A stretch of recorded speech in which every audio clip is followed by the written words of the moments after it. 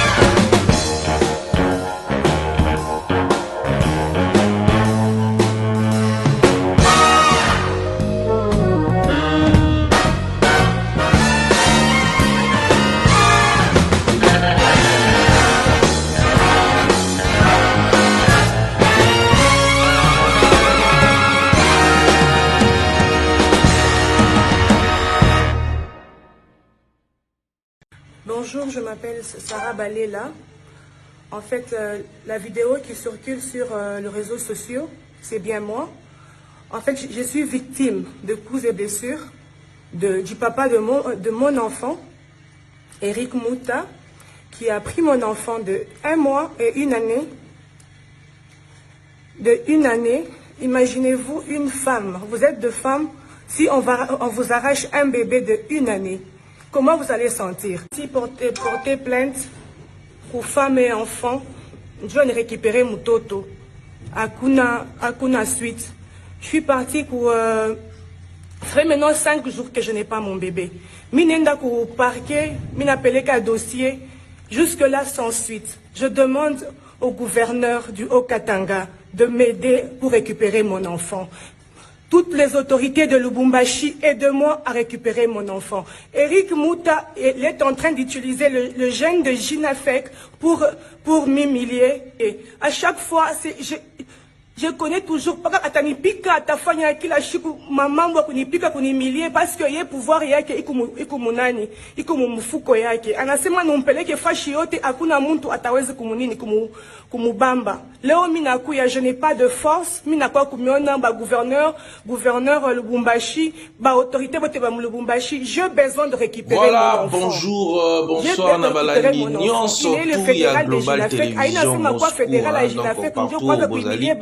soki ezali mbala liboso kutani na video na biso ndeko na ngai ko hésiter te s'abonner na chaîne na biso et puis activer cloche na yo ya notification pour rater vraiment ba live na biso te ba émission na biso to kotsaka te. Alors lelo to kutani na émission oyo comme par hasard les réseaux sociaux et tout le monde qui vidéo moko ebimaki ya tout le monde qui violence ya mobali ba obundana na mwasi et aujourd'hui bino mo boyoki ndeko mwasi mo abimi ya lobi ezalaki ye kande to yisaka bino biso tokota na bandako te po tozwa makambo etali na kati ya ndako po tobimisa yango tobima nango libanda. Non, ndeko mwasi aleki na réseaux sociaux po apesa message na ye.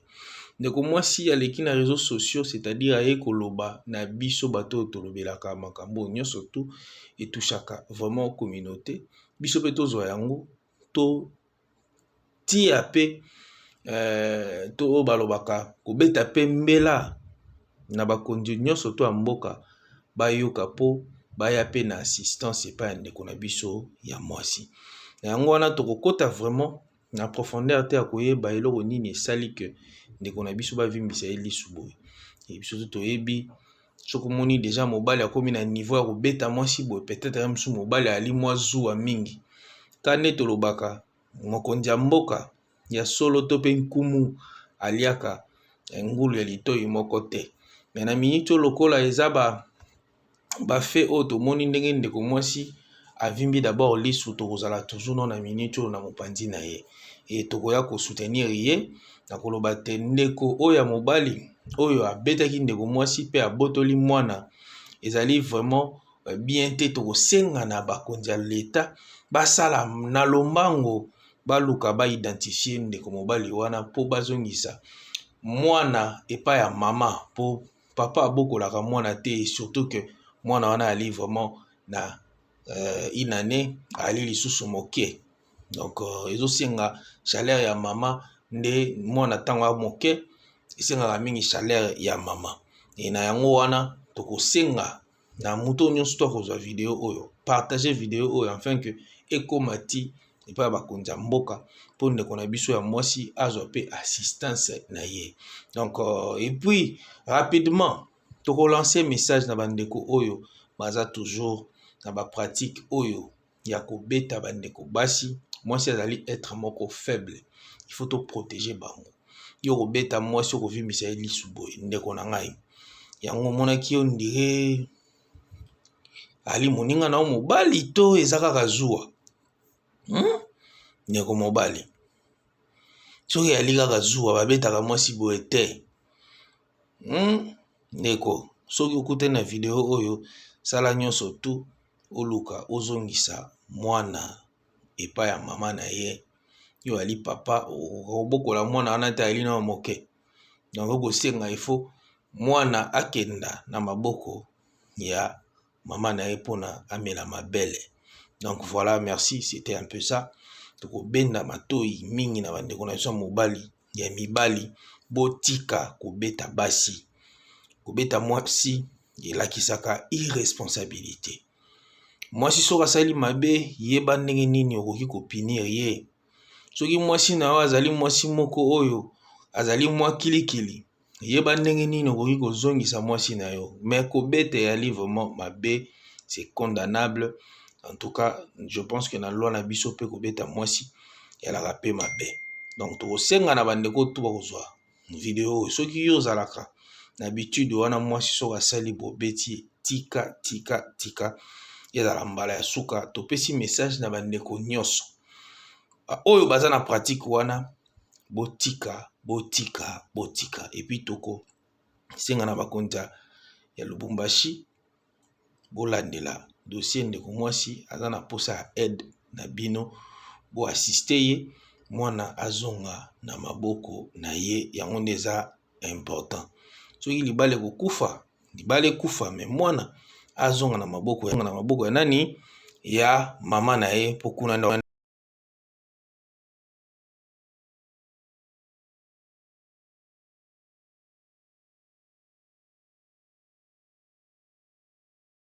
Bonjour, je m'appelle Sarah Balela.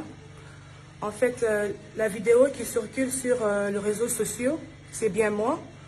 En fait, je suis victime de coups et blessures du papa de mon enfant, Eric Mouta, qui a pris mon enfant de 1 mois et 1 année. De 1 année, imaginez-vous une femme, vous êtes deux femmes, si on vous arrache un bébé de 1 année, comment vous allez sentir? Si porter plainte pour femmes et enfants, je vais récupérer mon toto.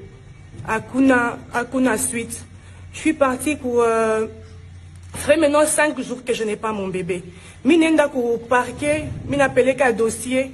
Jusque-là sans suite. Je demande au gouverneur du Haut-Katanga de m'aider pour récupérer mon enfant. Toutes les autorités de Lubumbashi, aident-moi à récupérer mon enfant. Eric Mouta, il est en train d'utiliser le gène de Jinafek pour m'humilier. Et à chaque fois, je connais toujours pas atanipika atafanya kila siku mamangu kunipika kunimilie parce que yeye pouvoir yake iko munani iko mfuko yake anasema nompeleke fashi yote hakuna mtu ataweza kumunini kumubamba. Leo mimi nakuya, je n'ai pas de force, mimi nakuwa kumiona ba gouverneur Lubumbashi, ba autorité bote ba Lubumbashi, j'ai besoin de récupérer mon enfant. J'ai besoin de récupérer mon enfant. Il est le fédéral de Jinafek. Aïna sema quoi fédéral à Jinafek? Ndio kwanza kuimilie batu non. Aïna